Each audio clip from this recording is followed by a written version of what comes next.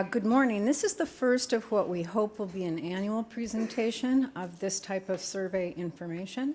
Obviously, information is power, and as many of the presenters this morning have mentioned, there is an urgent need for construction of more purpose-built apartments, and we're hoping that this granular data will be useful for those of you who are contemplating such projects in deciding what to spend your money on.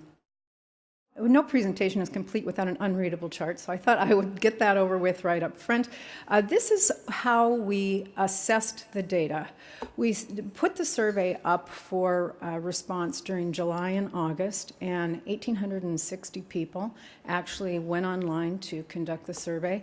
It was advertised in elevators by a handful of landlords here in Toronto and Vancouver. As a result, 25% of the respondents were from Vancouver and about 60% were from here in Toronto, and the remaining respondents were from the rest of Canada. We inquired about maybe 150 factors, so there's a huge amount of data in this set. So you can see that it's possible to parse this information at quite a bit of granular detail. All the cities are listed across the top. The tabs at the bottom list the categories of information that are available to show in this tabular form. You can actually click on the age band you're looking for, the rent band that you're looking for, whether or not the renter has dependents, whether they're employed or a student or unemployed or retired. There's a lot of information in this survey that is useful if you're planning a unit build in the near future. The other thing I wanted to point out before we go off this dashboard is in the lower right. This is just a list of amenities, and we did this for location, for how you make a buy decision, and for a number of other factors, unit layout, and so on. And you can see there's multiple columns here. So the first column is my building has it and I use it. Second column is my building doesn't have it but I want it. The next column is my building doesn't have it and I don't need it. And the last column is I wish my landlord were offering it and I might be willing to pay for it. So let's get into the information. The most surprising things that we found were different than what we expected. So despite the fact that 2/3 of all the units that are being constructed for purpose-built purposes are one-bedroom units, it turns out that roughly 2/3 of Canadians rent two-building or larger unit arrangements. We were also surprised that almost 1/3 of renters have dependents. I think that's consistent with some of what we heard earlier this morning from Benjamin Tall. Lastly, we found that the tenants are significantly more tech-savvy than landlords, and I'm going to return to this theme. In fact, there's a tech section at the end of this presentation, and you can see that in the top desired amenities. High-speed internet came in the highest of everything in terms of what tenants are looking for.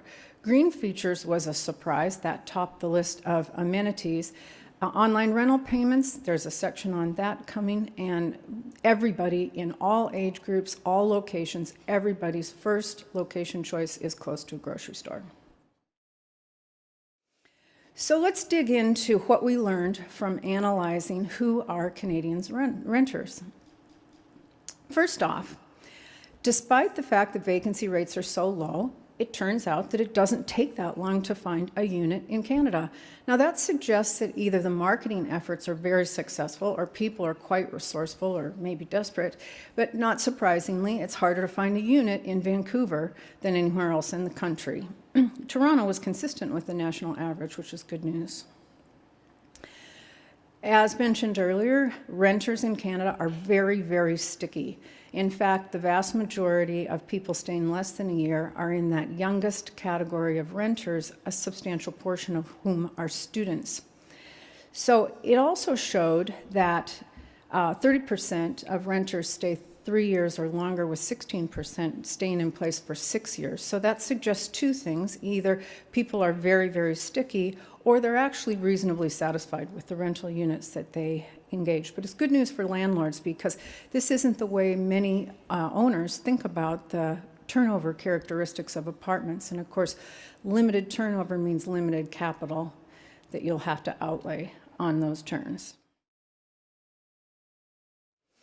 So plans looking ahead the vast majority of people plan to stay where they are.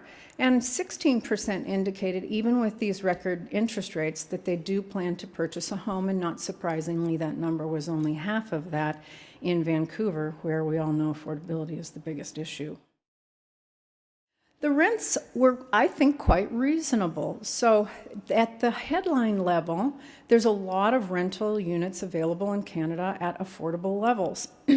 Less so in Toronto and Vancouver, obviously, than the smaller markets. In fact, in the secondary markets that we surveyed, half of the people were paying less than $1,000 a month. So, of course, the devil's in the details on this kind of information. We did actually toggle it across the incomes of the responder and the rent that they're paying to determine whether there is, in fact, an affordability issue in the rental market in Canada. Another interesting finding was about the types of rentals. Now, think about this. The respondents found the survey in a notice in their elevator, or because they were actually on Kijiji or another website that is targeting people who are looking for units. Now, we just saw how sticky people are. I was surprised that 20% of the people who responded to the survey live in houses. So we drilled down on that data to figure out what is behind that, and it turns out that families and groups of people who want to live together, they just can't find units in the apartment market with more than 2 bedrooms. So that's what tends to cause people, or appears to cause people, to move into houses for rent. And there's apparently more of those than we maybe are keeping track of. Turns out that 82% of Canadians have 1 or fewer cars. Now, contrary to popular wisdom, which is that you need a parking space for every bedroom, particularly in Vancouver and Toronto, that doesn't seem to be the case. So if you're a landlord who has excess parking, you might want to add a service where you're remarketing those to residents in your complex, or you give people the ability to give back a unit that they're not using and make that available for guest parking. Those are just a few ideas that popped in our mind from looking at this data. So commute times were all over the map. Not surprisingly, Toronto had the longest overall commute times. The information on Vancouver, though, was different than we had anticipated. Between the density and the mild weather conditions, a high percentage of people in Vancouver walk to work, and a high percentage take bicycles. About a third of people indicated that they take public transit to work. 16% was a higher number than I expected in terms of bike engagement, and suggests to any commercial owners in the room that I think people may be using the bike racks that you're not aware of, particularly if you are in Vancouver. And a good percentage of people are able to walk to work. And I think that that's a popular increasing trend as well. So drilling down on that affordability information, the conventional definition of an affordable or a non-affordable unit is that you're having to pay more than 1/3 of your income toward your housing. So in Canada, just toggling that data, so looking at what the specific renters were paying against what their income levels are, about 1/4 of Canadian renters are paying more than 1/3 of their income toward housing. And Toronto's figure was a little better than that at 23%. So Vancouver is really the source of the problem, and I think it pushes up the All Canada information. And so taking that information and arraying it over age, there were some surprises here as well. While 1/3 of young renters are facing affordability challenges, the 31 to 40 bracket is not as challenged, and then all of the older brackets above that get more or less progressively worse, and the largest affordability, the single largest affordability problem, is in our eldest Canadians. So we did quite an extensive drill down on how people actually prioritize different things when they're making a rental decision. Not surprisingly, price came in first. In fact, location was just behind price, but it was behind price. So much for location, location, location. Quality was in 3rd place, and quality was really a value determinant, as best that we could tell from parsing the data, and size was the smallest, suggesting that landlords who are making smaller units in order to provide more amenities and higher quality facilities in better locations are making the right trade-off. So moving down to the actual building level, we looked at a number of building features and configurational characteristics. And as mentioned earlier, the number one desirable feature was high-speed internet. Now, anything that has a score of 75% or greater means that 3/4 of the renters are actually demanding this about their unit. So it seemed to me that soundproof walls and the washer dryer reflect a more contemporary, maybe a preference for newer units because those are more contemporary arrangements. We actually looked at a pretty long number of features, and so the blue ones are those that are really must-haves. The greens are nice-to-haves that are going to help improve the amount of rent you can actually secure for your unit, and the bottom 5 really are nice-to-haves. We added a few technology features that are gaining popularity in the US. At the bottom, you'll see color-changing LED lighting. That's about your circadian rhythm so that you can set up your bathroom so it wakes you up in the morning and helps put you to sleep at night, and heated floors. And these are being built in a lot of high-end rental units, purpose-built rental units in the United States, especially in markets like New York and California. But Canadians either aren't aware of these features or just don't place a priority on those kinds of bells and whistles. So the features really spread pretty evenly across income groups, across age groups, and across locations.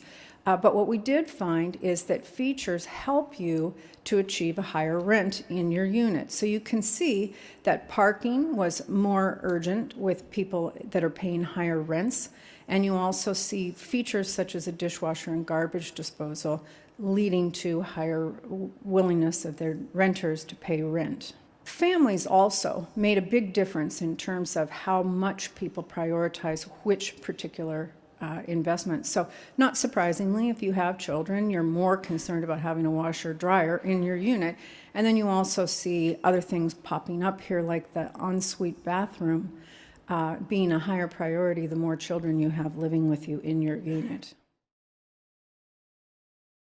Moving on to location characteristics.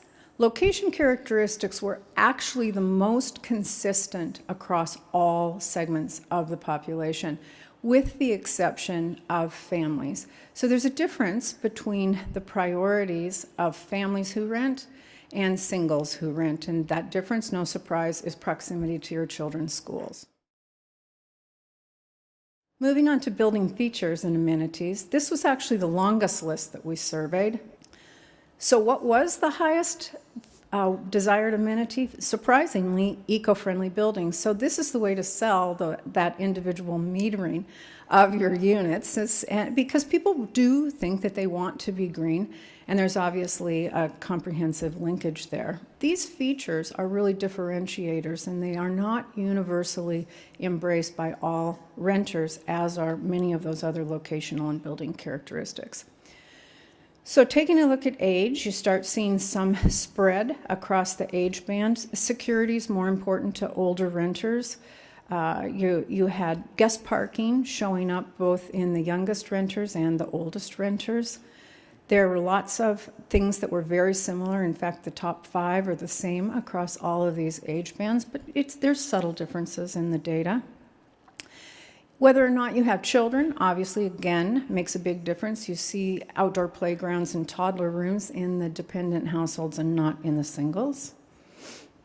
And the age of dependents also makes a difference. So as you're thinking in the planning process about how to attract families to your complexes, these are the types of ways in which this data can be very helpful in helping you to decide what to do, what to build, and whether people will pay for it.